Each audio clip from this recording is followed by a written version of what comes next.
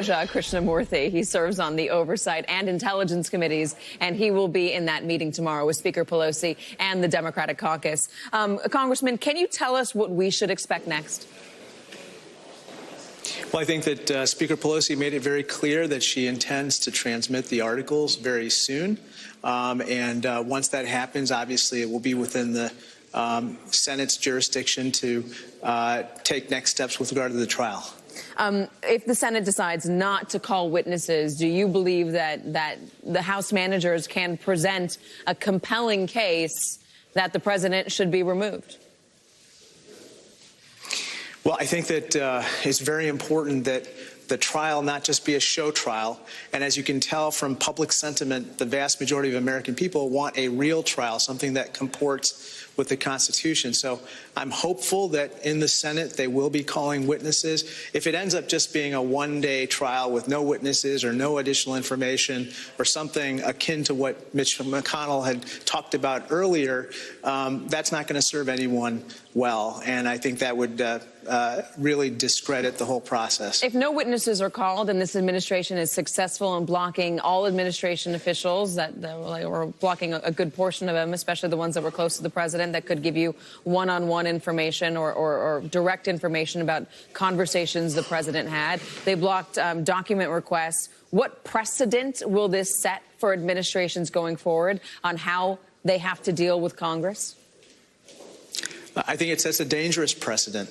I think that this particular administration, as outlined in Article 2 of the Articles of Impeachment, completely blocked all congressional inquiry into the scandal at issue, whether military assistance was basically held up in exchange for the announcement of political investigations of the president's political rivals.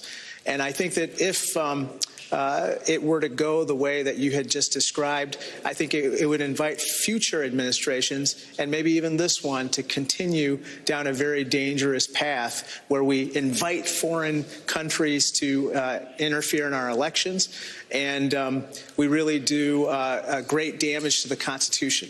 What do you think Nancy Pelosi achieved by withholding the articles? Well, at the outset, Mitch McConnell had envisioned walking, quote unquote, in lockstep with the White House with regard to devising the rules of the Senate trial. And that would have potentially involved, a trial that would have lasted maybe a day or two with no witnesses and no additional documents. Now, Nancy Pelosi has shown a spotlight on the issue for the need for additional witnesses and information. And I think that that's going to put some pressure on Mitch McConnell and his fellow senators to deliver a trial that meets with the expectations of the American people. Okay, so I want to know if you feel that Congress has ceded its authority, ceded its power as an equal co-branch of government from war powers. The war powers resolution, even if it gets to the president's desk, will be vetoed. If it does get there, likely would be vetoed. And for administration officials flat out refusing to come out and testify when they're called or they're subpoenaed, same thing with documents. Do you think that the legislative branch is a co-equal branch of government today in 2020? Well, as you know, the Constitution envisions it to be a co-equal branch. However, you are correct that if the Senate allows the president to basically dictate how the Senate is going to conduct its trial, if the Senate becomes a wholly owned subsidiary of the White House, then absolutely the Congress will no longer be an equal branch of government. And I think that is as much at stake as anything else in the proceedings to come. Do you trust this administration in matters of war or matters of conflict? Well, this is a very important question. With regard to Iraq, we went to war on false pretenses and false intelligence claims. And now, unfortunately, we're learning that potentially this current White House is making false intelligence claims with regard to the killing of Soleimani.